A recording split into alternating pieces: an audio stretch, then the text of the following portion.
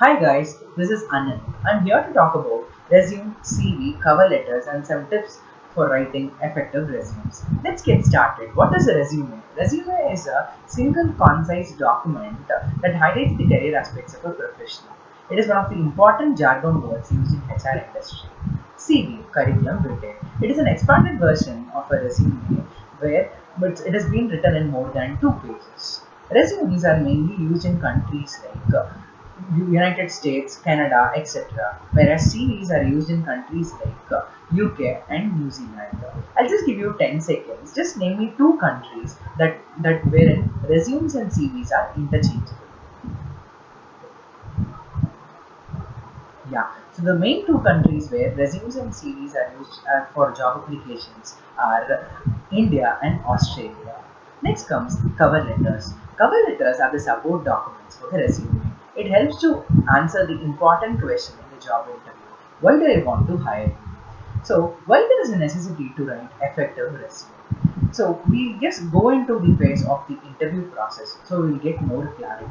So there are three different stages in an interview process. First is the screening level, second would be the telephonic or Skype interview, third one would be the personal interview, that is face-to-face interview. So in the screening interview, resumes matters a lot. Why? Because always remember resume speaks in front of the recruiters and the hiring manager even before you are going for that interview for the second level. So in the screening level, many MNCs are using ATS software's applicant tracking system, namely JobWhite ICIMS. So the main functionality of the software is to pass keywords into the related to the job description of the company with your resume. So once it's getting matched, it will highlight and it will give the quality and filter resumes to the recruiters to move to the next level. So here, keywords alignment matters a lot.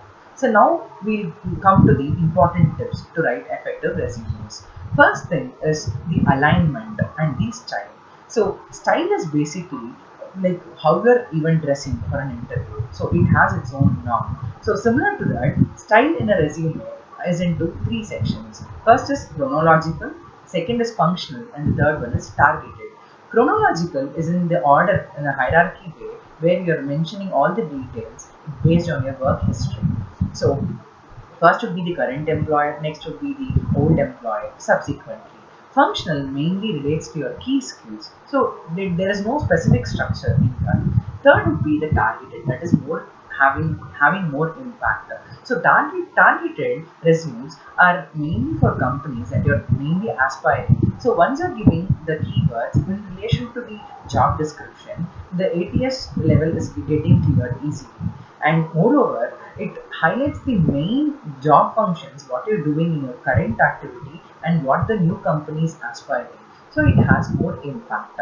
Second one is the alignment. Alignment, just remember two things. One is the font and the font size. Mainly, you can use the font Arial and Georgia. The font size that is advisable is 11. So for spacing, you can either use half to 1 inch. So next comes the contact information. Clearly mention your contact number, your mail ID, and the social media links. Now, in the digital transformation era, it is mainly good to mention the LinkedIn, Twitter, and other social sites. It helps to identify your networking skills to the hiring managers. Next comes the summary section.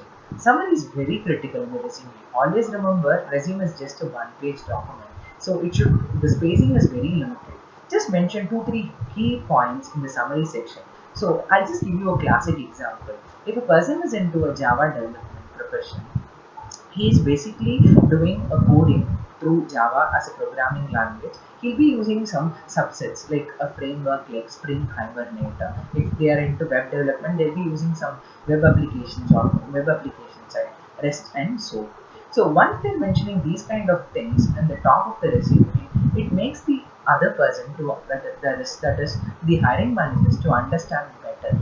Next comes the work experience. So in that your job roles and responsibility comes into picture. So once you're mentioning the specific roles that you're in your everyday life you're using, you're applying in your work, that matters a lot. So just mention 2 or 3 everyday roles what you're doing there.